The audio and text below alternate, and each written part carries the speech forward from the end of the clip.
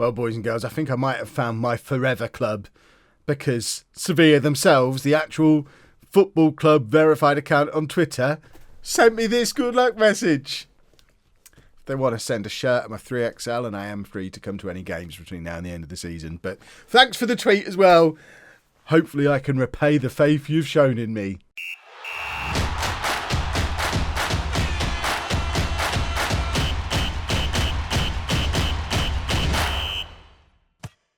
Hello and welcome to Club 6 Part 3 of Non-League to Legend. I'm Kev, and coming up on today's episode we have two games in La Liga for you. We're at home against Deportivo and away against Barcelona. Since you were last with me, we've been playing alright. We've been doing very well. There's been a couple of blips along the way, most notably in the last couple of games, but we did have a nice little run of victories. Particularly satisfying was beating Valencia, and we're now comfortably above them in the league after they shunned me. We're 6 points ahead of them, and actually looking pretty comfortable for a mid-table finish at this stage. 28 games gone, 37 points on the board. We are definitely clear of relegation, and actually I've been looking up rather than down in the league recently and wondering if it's realistic for us to maybe push for a top half finish. And I think games like this one are the games that we need to be winning to be able to do that.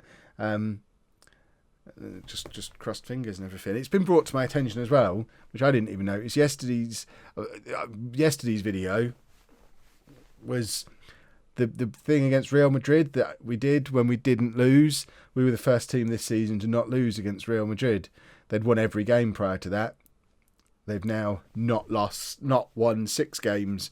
We started their collapse. They're now only 14 points clear at the top of the league. That's all thanks to us. I think also if we're ever going to have a time to beat Barcelona, it's now, while they're only 8 points ahead of us in the league. This could be fun. Or it could be a total mess. Who knows? Let's play Deportivo first. And this is the team we're putting out there to do exactly that. We've got Angulo in goal, a back four of Centelles, Sanya, McCrory and Montiel, with Moreno as our holding midfield player, Townsend and Fernandez ahead of him, and a front three of Garcia, Valentini and Pozo. We have found a bit of a Mick Powell-esque hero down in one of the B teams or youth teams, or there's 4 teams at Sevilla. It confuses me massively, but Antonio Ruiz is awesome.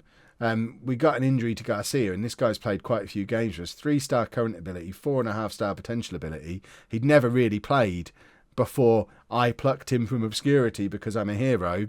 He's now started the last 5 games for us, 3 goals, 2 assists and a man of the match on a 7.24. He's suspended today because he got himself sent off just as Garcia's fit again. So Garcia is back in the team for today, but he may well not be in the team against Barcelona because I think we've found someone even better than he is. Let's get into the game. As you can see, I have now finally got the kit packs as well. So we've got the proper kits. I didn't realise quite how easy that was going to be. I thought that was going to be a real hardship. I literally just Googled it and it downloaded in about a second and then was in the game 3 seconds later. So I could have done that earlier on. I just thought it was going to be set aside an afternoon to do it. Right, let's avenge. Always avenge. Let's avenge what happened last time we played Deportivo, which was obviously before my time. But if there's vengeance to be had, then I'm all for it at all times. And fingers crossed we can continue on our surge up the league today, because as it stands right now, we're up in 10th place. That's ridiculous. If we can go ahead in this game, we could push up into the top half. I guess 10th is top half of the table. But if results go our way, we could go above Real Betis today and find ourselves in 9th place going into a game against 7th place Barcelona, knowing that we could potentially... Could we catch them? I don't think we can catch them in this episode, but we could. There's a possibility we could finish above Barcelona this season, which I think that's worth a trophy when it comes to managerial reputation. We should get the finishing above Barcelona trophy.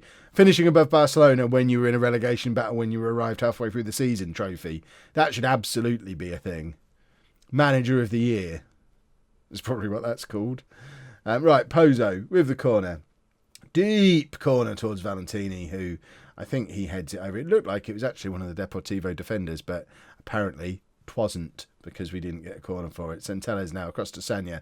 Forward to Fernandez. Into Townsend. This is Townsend's full debut. He's appeared off the bench once or twice, but this is the first game that he's starting for us. Pozo with the cross. It falls to Garcia, and Garcia scores because he doesn't want to lose his place for the next game, presumably. He's been out injured for a little while and puts us 1-0 up just before half-time. And it's a lovely little finish. I love playing with an inside forward on that left-hand side. It does remind me of my days at Fulham, forgetting, of course. We had quite a good one when we were at Hamburg as well. It's become a bit of a theme of this series that we have some very good inside forwards on the left-hand side. It's not deliberate. Most of them were there when I got there. But this one seems quite good as well. Right, let's... Do we want to be passionate? I don't really want to be passionate. No, let's guard against complacency, but we'll calmly do it. We don't need to get too over the top, because we are effectively playing for not very much now for the rest of the season, because there's still 9 games to go after this one.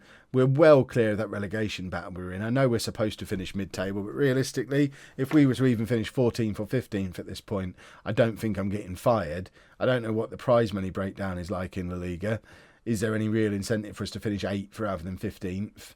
But we're kind of just going through the motions at this point. Garcia's there again. That was a terrible piece of goalkeeping. And Garcia grabs his second goal of the game. And it's Sevilla 2, Deportivo 0. And the run of good form continues. It does have a lot of parallels with when we just turned up at Fulham, who were in terrible form, bottom half of the table, and playing a very, very similar system. It just clicked immediately and we charged at the table. We didn't have this immediate impact at Hamburg. It took us a season. Look how bad their keeper's playing. But this is like the good old days at Fulham again, charging up the table just after I've arrived. Right, Valentini's going to come off. Marquez can come on and play up front. He's not very good at it, but we don't really have any other strikers. We've got that young German striker we got on loan, but he wasn't any good. And we'll bring Friedeck on for Townsend. Friedeck's played quite a few games in central midfield for us now, as a lot of them have. Friedeck, Zazana, these are all Fernandez. These are all players who aren't natural playing in the middle there. They still don't have much position suitability for it, but they're all capable of doing it. None of them let us down. Take Moreno off, bring Busquets on for the last 10 minutes, and hopefully just see this one out relatively easily. I do think with a keeper having a performance like that, maybe we should have scored more than twice. But let's not worry about that. Marquez now, across to Fernandez. Fernandez plays Pozo in. Garcia was in position again to tuck away his third, but didn't have time to get... In fact, didn't get the cross in before it went out of play. And then the full-time whistle does go. We will calmly say that was a very good performance, which has somehow demotivated our captain. Oh, I'm sorry, you were rubbish. Buffoon. Our diminutive midfielder played very, very well. And now we get to go and test ourselves against Barcelona. No changes for the Barcelona game then. The temptation to bring Ruiz back into the team was strong, but with Garcia scoring 2 goals in the last game, couldn't really bring myself to do it. Non-team news, I have given Victor Lindelof a new contract extension for next season. He's taken a massive pay cut, still on 58 grand a week. But a massive pay cut. He's going to have another year with us. He's injured at the moment, but he's been an important player for us until he picked up his injury. So he will be sticking around for another year. Finances wise, now we've fixed the financial situation, I didn't feel quite so bad about giving him the money. Hopefully we'll... we're pretty close to maxed out, but there are quite a few players whose contracts are up this summer. So expect a busy summer, unless they only give me 4 million quid to play with. In which case, I'll very quickly extend a lot of contracts and make do with what we've got. Right, let's... I tell you what, if we owe Barcelona, let's go and give them what we owe them. Because there's nothing I like more than paying what's due. Right, football match. They've got some players I recognise the names of. My word, how are they down in 7th place in this league? I guess some of these are old men now, maybe, which is why they're struggling a little bit. That's all I can assume. But I think similar to how it was with Real Madrid in the game you didn't see earlier in the season, I'm going to be very happy if we can come away with a draw from this game. Imagine a kid like Townsend, never got in the Spurs team, comes out on loan to Sevilla, who are in a relegation battle, and could have stuck it in the top corner away against Barcelona. That would have been a nice little story for him, wouldn't it? But wasn't to be, because ultimately he's a reserve player from Spurs. He's not going to be that good, is he? Although I guess the reserve centre-back we had from Spurs for years, about Fulham and Hamburg, he was all right. Barcelona have just gone 1-0 up for a free kick, and it was a pretty decent free kick, isn't it? You could say Angulo could potentially do a little bit better there. It bent so hard, it was almost straight at him in the end, despite starting wide of the post. But I'm not gonna blame him too much for not being able to save that. It moved so much that how was he to know where it was going to end up after it finished bending? That is some lovely defending. That was just a bit special. And Barcelona have decided to just turn it up a gear a little bit in the last couple of minutes before half time here, and we need to be careful that we don't get an absolute battering, because it looks like when they decide to turn it up a gear, they're a problem. Should we passionately try and get revenge now? We did assertive revenge, now we want passionate revenge. Passionate revenge sounds like a good plot for a movie. I don't know what to do. Oh, there's one of my nemesises from earlier in FM19, back from my Bayern Munich days. Fell out with him there. I think Arthur is a player I've had before as well. Probably maybe off YouTube. It was perhaps, how long ago would he have been one of the big wonder kids? Back in the days when I still got big wonder kids. He probably still is, for all I know. Valentini plays it into Garcia. Garcia back to Townsend and Fernandez. We've just got a bunch of defensive midfielders who are actually playing quite well together there.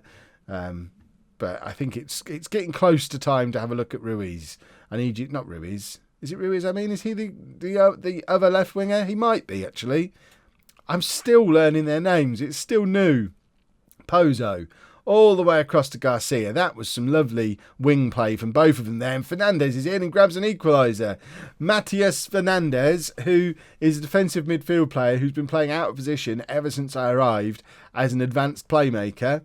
He's grabbed a goal for us. See, he should have been doing this all his career. He's getting a resurgence as an attacking player. I think he's 31 at this point, and we're turning him into an attacking threat. And it's Barcelona 1, Sevilla 1, 63 minutes on the clock, and we could go on and win this game, everybody. That seems unlikely, but we can hope. Right, Valentini's not playing well. I'm trying to get Valentini off here. Garcia's only 5'2". My word.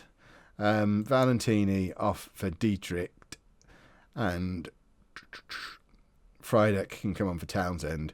I am going to bring Ruiz on for Garcia, but I don't want to make a triple substitution because it'll make me look like a silly bear. That was long enough to wait. Now I look like a genius. Ruiz can come on for Garcia, and I want him to look as good as he has looked in the games when you lot haven't been looking. I want you to see that we've got some very good young players. In fact, Sevilla as a whole, we've got a lot of very good young players, like 19 to 21, 22-year-olds. There's a lot of very talented players in that age range.